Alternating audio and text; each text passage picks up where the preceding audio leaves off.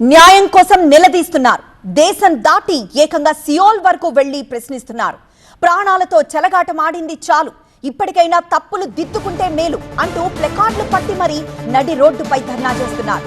LG Polymers gas victims welfare association చేస్తున్న ఈ పోరాటానికి నిజంగా హ్యాట్స్ ఆఫ్ చెప్పాల్సిందే.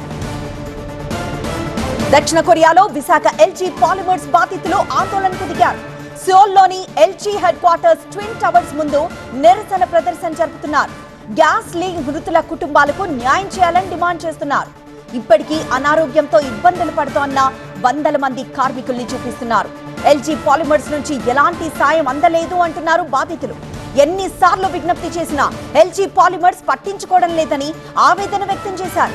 బాధితులకు ₹1 కోటి చొప్పున పరిహారం ఇవ్వాలని డిమాండ్ చేస్తున్నారు. 2020 మే 7న విశాఖ ఎల్జీ పాలిమర్స్ లో స్టెర్లిన్ గ్యాస్ లీక్ అయి 15 మంది ప్రాణాలు కోల్పోయారు. ఆ తర్వాత చికిత్స పొందుతూ ఇంకా చాలా మంది చనిపోయారనేది LG Polymers gas victims welfare association ఆరోపణ. అయితే ఈ 15 మంది మృతుల కుటుంబాలకు ₹1 కోటి చొప్పున పరిహారం ఇచ్చింది అప్పటి వైసీపీ ప్రభుత్వం. అంతేకాదు ఆసుపత్రి పాలైన వారికి కూడా సహాయం అందించింది. ఆ రోజు 600 మందికి పైగా అస్వస్థతకు గురికాగా దాదాపు 20,000 మంది పై ఆ ప్రభావం పడింది. ఇప్పటికీ వందలాది మంది అనారోగ్యంతో బాధపడుతూ ట్రీట్మెంట్ కి లక్షల రూపాయలు ఖర్చు చేస్తున్నారు. ఈ ప్రమాదం జరిగి 5 ఏళ్లు దాటిపోతున్నా ఇప్పటి వరకు కంపెనీ ఆదుకోలేదంటున్నారు బాధితులు. 5 ఏళ్లుగా కంపెనీని అడిగి అలసిపోయి దక్షిణ కొరియాలోని ఎల్జీ హెడ్ క్వార్టర్స్ ముందు నిరసనకు దిగామంటున్నారు బాధితులు.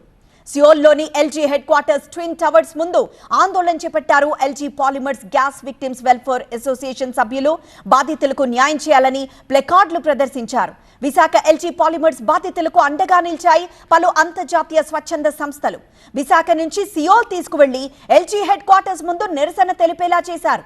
అంతకుముందే 3 ప్రధాన డిమాండ్లతో ఎల్జీ నాయకత్వానికి వినతి పత్రం సమర్పించింది LG Polymers gas victims welfare association. వెంటనే పరిహారం చెల్లించి మళ్లీ ఇలాంటి దుర్ఘటన జరగకుండా చర్యలు చేపట్టాలని కోరుతున్నారు ఎల్జీ పాలిమర్స్ గ్యాస్ విక్టిమ్స్. 38 కుటుంబాలతో పాటు 186 మంది బాధితులు రికార్డుల్లోకి ఎక్కలేదని, వీళ్ళందరికీ సాయం అందించాలంటున్నారు. చాలాసార్లు ఎల్జీ కెమ్ ఇండియా యాజమాన్యానికి మా యొక్క అభ్యర్థనలు విన్నవించాము, కానీ వాటికి సరైన సమాధానాలు చెప్పలేదు. ఎప్పుడు కూడా కోర్టు పరిధిలో ఉంది, ఆంధ్రప్రదేశ్ హైకోర్టు పరిధిలో ఉంది అని చెప్పడమే తప్ప ఎప్పుడు కూడా మాకు సరైన సమాధానం కానీ మాకు భరోసా కానీ కల్పించలేదు. మానవతా దృక్పథంతో మాకు సహాయం చేశారు తప్ప ఫుల్ ఫ్లెడ్జ్డ్గా మాకు ఇవ్వలేదు. దాని గురించి మళ్ళీ అన్నిసార్లు అడిగినా సరే ఋతుమంతరంగా జరిగే స్కిల్ డెవలప్మెంట్ అది ఇదని చెప్పి మెడికల్ టెస్ట్ అని చెప్పి చేశారు. మామూలుగా మాకు ప్రతి మనిషికి ₹1 కోటి పరిహారం ఇవ్వాలని, తర్వాత అందరికీ ఆరోగ్య కార్డులు ఇస్తూ సమగ్రమైన అంటే లైఫ్ టైం ఉపయోగపడే కార్డులు, క్యాన్సర్ స్క్రీనింగ్ మరియు ట్రీట్మెంట్తో కూడిన కార్డులు ఇవ్వాలని కోరుతున్నాం. 2020 మే 7వ తారీఖున జరిగిన ఎల్జీ పాలిమర్స్ గ్యాస్ దుర్ఘటన వల్ల మేము ఆ దుర్ఘటన జరిగిన రోజు 12 మంది మరియు 580 మంది పైగా హాస్పిటలైజ్ అవ్వడం, 20,000 మందికి పైగా ఎవాక్యువేట్ అవ్వడం ఇవన్నీ జరిగాయి. ఆ రోజు నుండి ఈ రోజు వరకు ఎల్జీ మాకు ఏమి చేసిన దాఖలాలు లేవు. సరిగ్గా మాకు అందలేదు. మేము బాధితులుగా చాలా ఇబ్బందులు పడుతున్నాము. ఇన్సిడెంట్ జరిగిన తర్వాత హాస్పిటల్కి సంబంధించి చాలా ఖర్చులు అయ్యాయి. చాలా మందికి ఇప్పటికీ బాధపడుతూనే ఉన్నాము. డబ్బులు ఖర్చు అవుతున్నాయి. హాస్పిటల్ సంబంధించి మీరు మీ ఏ ఖర్చులు పెట్టా ఆ ఖర్చులు ఇవ్వండి అన్న దానికి సరైన సమాధానం లేదు. అయితే కూటమి ప్రభుత్వం వచ్చాక సీఎం చంద్రబాబు చొరవతో ₹120 కోట్ల సాయం అందించేందుకు ముందుకొచ్చింది ఎల్జీ పాలిమర్స్ సంస్థ.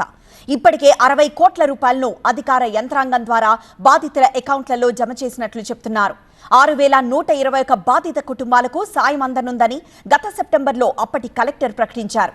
మిగతా 60 కోట్లతో ప్రభావిత గ్రామాల్లో ఉపాధి కల్పన, ఆసుపత్రి నిర్మాణం, తాగునీటి సౌకర్యం కల్పించనున్నట్లు చెప్పింది ఎల్జీ పాలిమర్స్. కొద్ది రోజుల క్రితమే వాటర్ ప్లాంట్ ని కూడా ప్రారంభించారు.